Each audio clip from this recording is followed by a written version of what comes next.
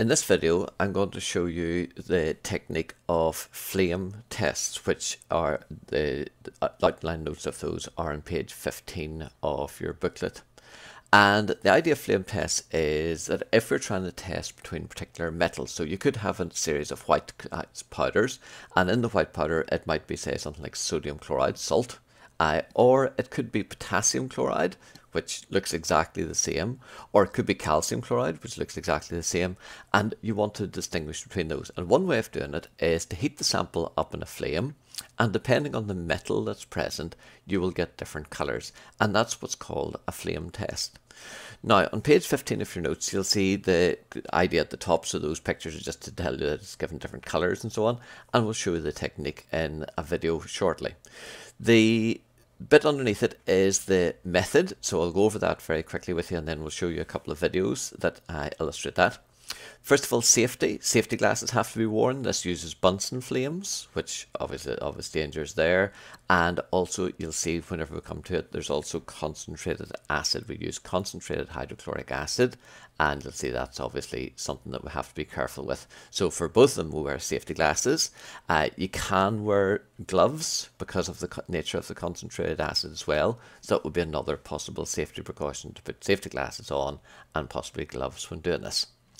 The first part is the wire that we use. Now the wire has to be high enough temperature that when you put it in the flame it doesn't melt, and it can't give a colour. So the one that we choose is an alloy of nickel and chrome. So it's called nichrome wire. Ni for nickel, C-R-H-O-M-E from the chrome part of it. So nickel and chrome, so nichrome wire. Now, the reason to point that out, that's one of the points they quite often look for when they're marking questions like this. You say you put onto a nichrome wire and you have to name that. You first of all clean it in concentrated hydrochloric acid. Now in the videos that we're going to show you, the wires have already been cleaned, but if you need to clean the wire, what you do is you dip it in the concentrated acid, then hold it into a roaring blue Bunsen flame, and that allows you to make sure there's no other chemicals on it. So you dip it in the concentrated acid, put in the roaring blue flame, and then it's clean. And you'll see then the advantage of using the nichrome wire, it doesn't melt at the temperature of the Bunsen flame, so it's got a high enough melting point that it isn't affected by that. Now, to then do the actual test, you take the wire and dip it into the concentrated hydrochloric acid, and that will then pick up some of the sample. So then the wire is dipped into the sample and then held into the hot roaring blue Bunsen flame. Now to get this, we need the hottest flame. So again, you'll see we've underlined that as important in the method. You talk about a blue Bunsen flame, and then you look for the color of the flame. So nichrome wire is used. You clean it with concentrated hydrochloric acid. Dilute hydrochloric acid isn't good enough, you need concentrated hydrochloric acid.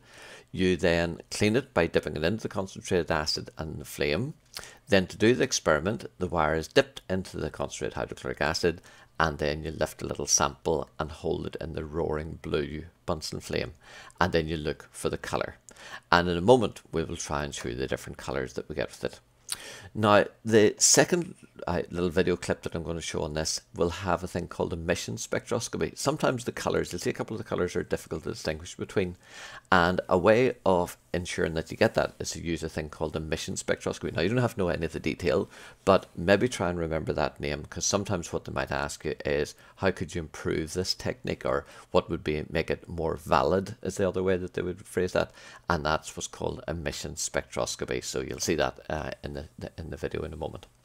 So what I'll do first of all is I'll show you a little clip from a video that I tried to do in school. It shows the test okay. The problem with this is that the techniques I'm using don't really pick up the colours really well. And then I'll show you a second video where the colours are a little bit better. They're still not perfect. It's a GCSE video as well, and the colours aren't perfect, but between the two we'll show this. So this is the technique itself. So you'll see first of all we've got the Bunsen, and you can see from the paused video there that the Bunsen's on a roaring blue flame, and again you can see how the colours don't show up. That should normally, you know the way in class, that's normally a bright blue in the centre and then a lighter blue on the outside, and you can see it nearly appears white on our video there.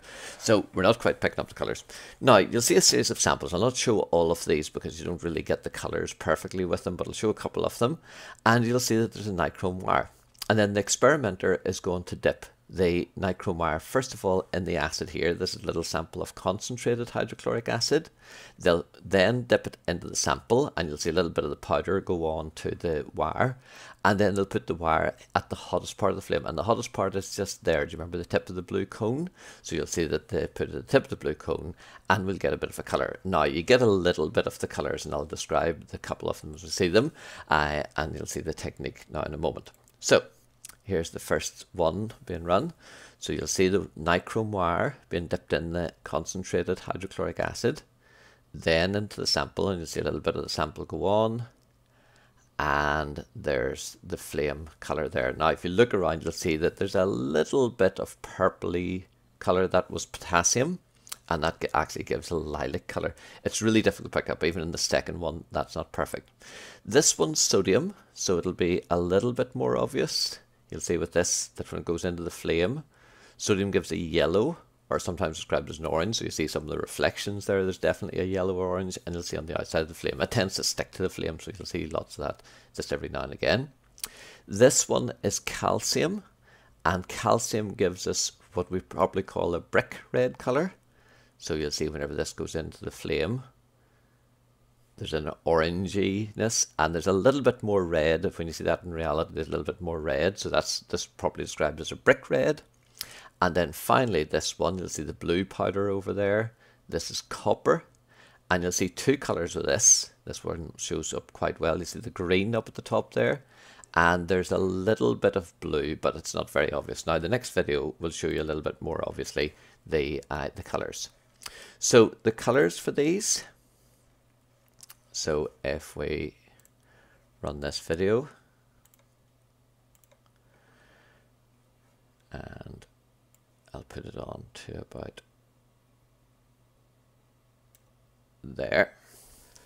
Okay, so you'll see in this video they're talking about the flame test there. So there's a good illustration of the lithium one. So if you dip lithium in, you'll see that reddy colour there.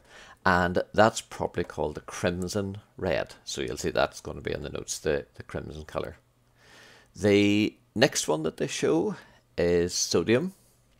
And I think on this video they describe sodium as being yellow. CO will actually also allow orange, so you'll see that there's two possibilities there. There's potassium. Again, you can see not perfect there, but that's normally a lilac, so again it's been difficult to pick up that colour with this one. There's the calcium. Now you can see that red and orange there, so brick red.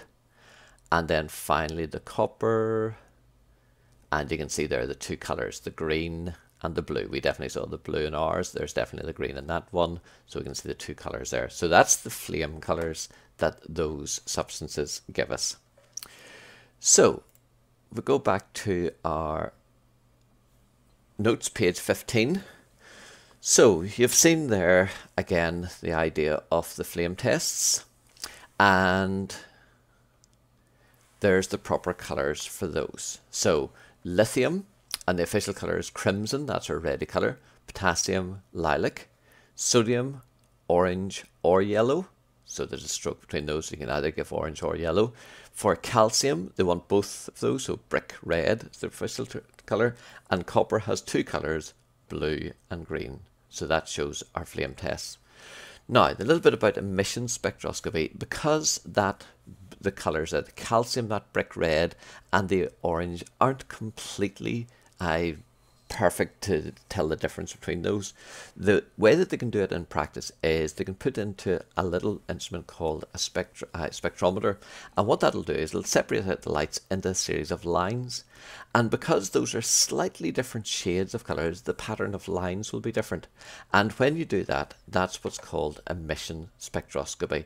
And what emission spectroscopy does, it would improve that. So there's the very occasional question will come up and say, how can you improve this? And you can improve flame tests with emission spectroscopy. So that's a little bit about page 15 on flame tests.